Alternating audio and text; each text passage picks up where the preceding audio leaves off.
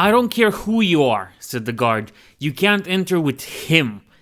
Jaina and Thrall stood before the gates of Stormguard. It had been years since she had visited the stronghold, and she didn't remember the entrance being so imposing. Certainly, it had never been so unwelcoming. There were 6 guardsmen at the gate, Stormguard regulars rather than the 7th Legion, and above, on the towers that flanked the entrance, another 6 armed with crossbows aimed squarely at them. Jaina tried to keep calm, but it was difficult. The walk to the city had been slow going, and she was very aware that Thrall's strength was being steadily sapped by the arrow's poison.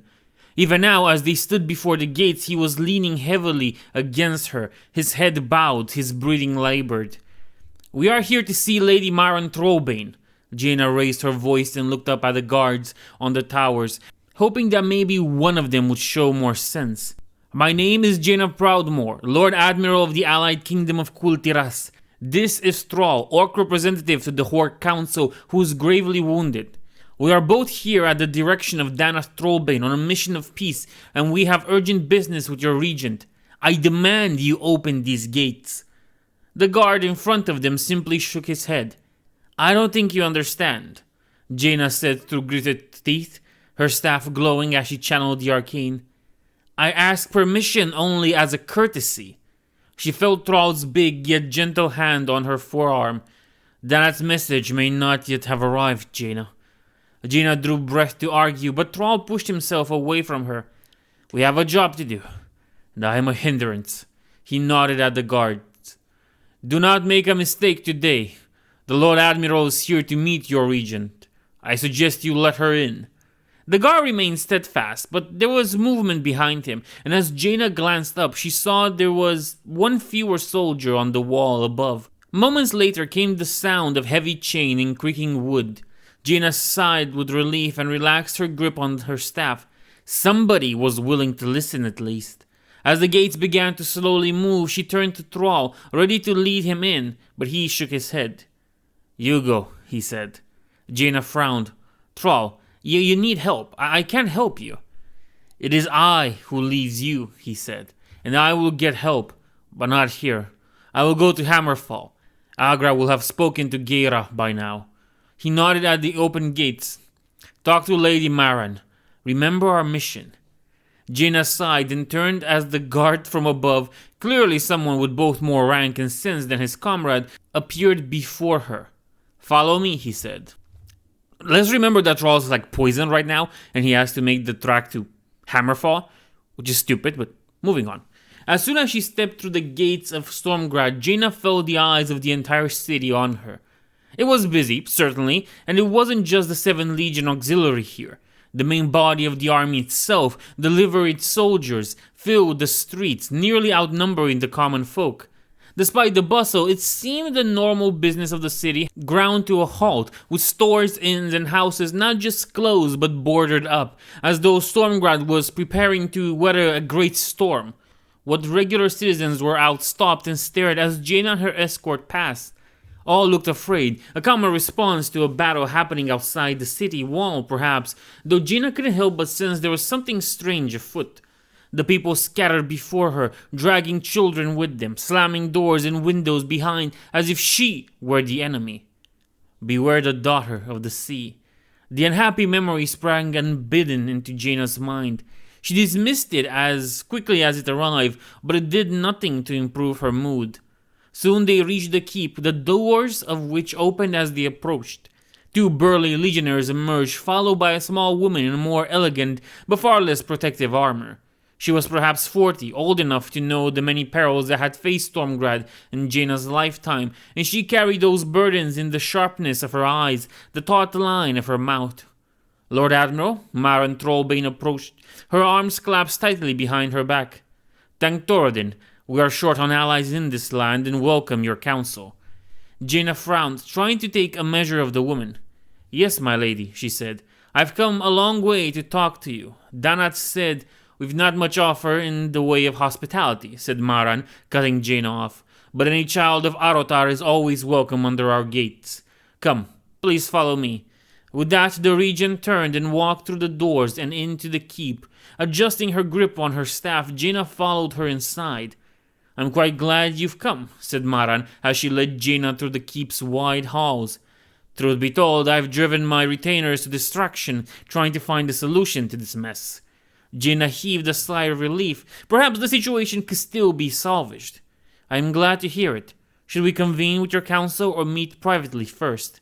Let us talk before summoning the others, said Maran, waving off the guards as they opened the doorway to her study. I appreciate your attention on this matter, said Jaina, settling into a plush velvet chair at Maran's invitation. Most urgently, I came here with an emissary from the Horde, but he was injured on the crossfire of a skirmish between the 7th Legion and the Korkron. Your guards would not let him enter, so he left for Hammerfall. I suggest we start there, summoning him back, negotiating a peace he can take to the Magar. She paused. But time is against us. There's much else to discuss. Dalaran. Dalaran? Marana cut in. She cocked her head at that, as if she hadn't heard right. Then the regent moved around Jaina and sat in a more austere, high-backed chair behind her desk before settling her elbows atop a mess of parchments. I know you've seen a lot of war, Lady Admiral. I know how long you've ruled Kultiras. She rifled through the pages on her desk until she found one that she sought. But do you know how many bushels of grain your kingdom needs for the winter? She held up another parchment. How many horses plow the fields of Stormsong Valley? Another scrap of paper. The cost per 100 weight of iron ore? She shook her head. For years Stormgrad has lost too many battles and cared too little for its people. Jaina felt strung. She was losing herself. Of course, said Jaina. But there is another fight coming, one that threatens more than just our small kingdoms. It is a fight we must join against orc and human alike. Fighting each other only diminishes the strength we must show united. Let the 7th Legion and the Korkron fight side by side, she said. And perhaps in doing so, an understanding, a peace can be found between your people and the Magar. A peace? Asked Maran quietly. A peace? While my people mourn their kin, lost today to senseless violence? Jaina could see the woman was actually trembling with rage, but she had to press on. She tightened her grip on her staff and inclined her head in affirmative. Maran nodded, but now she looked at her desk. I see. Now I see. She looked up. You're not here to reinforce our borders, to help us. You're here to lead the auxiliary off on another grand adventure, aren't you? Another foe to dispatch, another glorious wars, the heroes saving us one and all. Maran's expression hardened. Jaina's heart thudded in her chest as the regent's face flushed. Her words almost hissed through her clenched teeth. And with the auxiliary gone, said Maran, the orcs will have their chance. They will put Stormgrad to the sword, and the highlands will be theirs for the taking. Jaina shook her head. How could that? Maran spat a laugh. I shouldn't be surprised that you've come here to ask this of me. This is what the Alliance does, asking us to sacrifice ourselves for the greater good. But I tell you now, we have been cut to the bone while the Alliance chases its next battle. I am here for Stormgrad. These are my people. Their lives matter, and I will make sure of it. Maran, please. I am the Lady Regent and will be addressed as such. As an ally of this kingdom, you will be given proper quarter, but I think it's best you depart at dawn. That afternoon, Jaina watched from the window of her guest chamber as the courier mounted a horse and, with a kick of his heels, tore off towards the main gate of Stormgrad, carrying with him a message to Stormwind.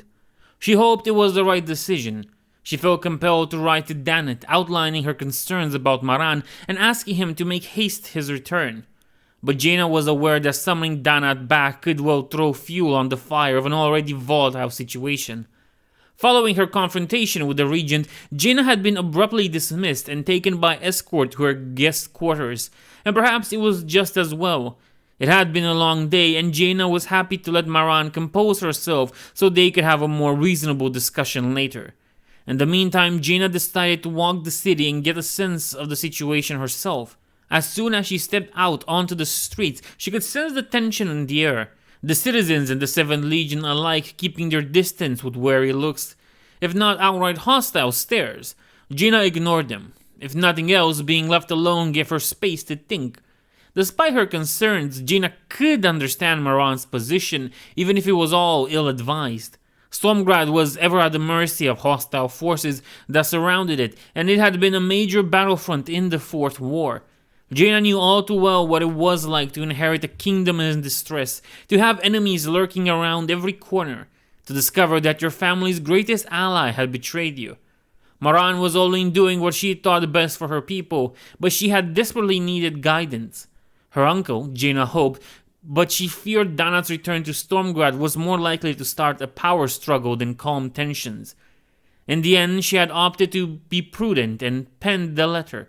But as Jaina crossed the city, she became acutely aware of just how little time she had.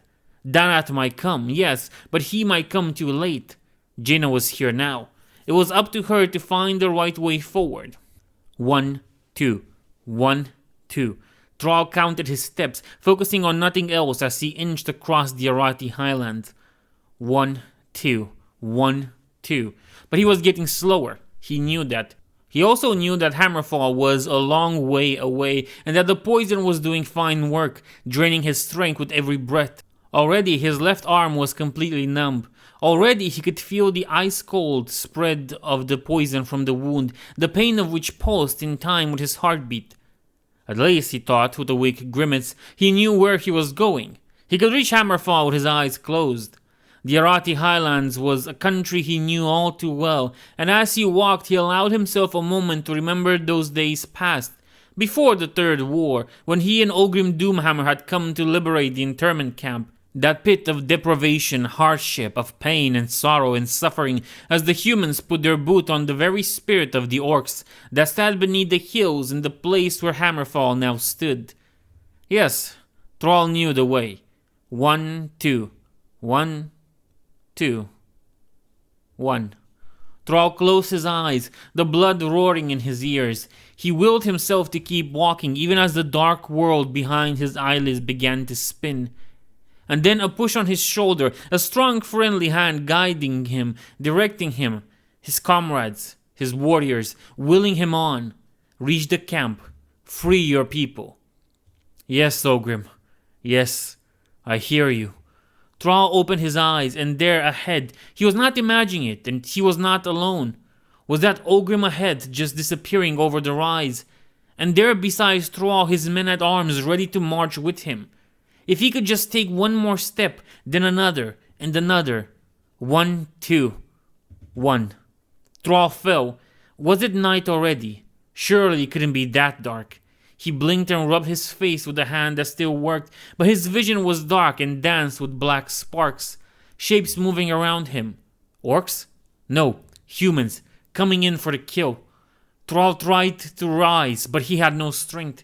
He raised his right hand, his fist curling around the handle of an axe that wasn't there. He called out, shouting a warning to Ogrim that they had been ambushed, but somehow he couldn't hear his own voice. As Thrall's vision faded, the humans rushed towards him, surrounded him. Thrall cried out for his friend, for the horde. He tried to rise again, but the world around him was now a cold, bottomless ocean, and he felt himself sinking farther and farther and farther into the depths.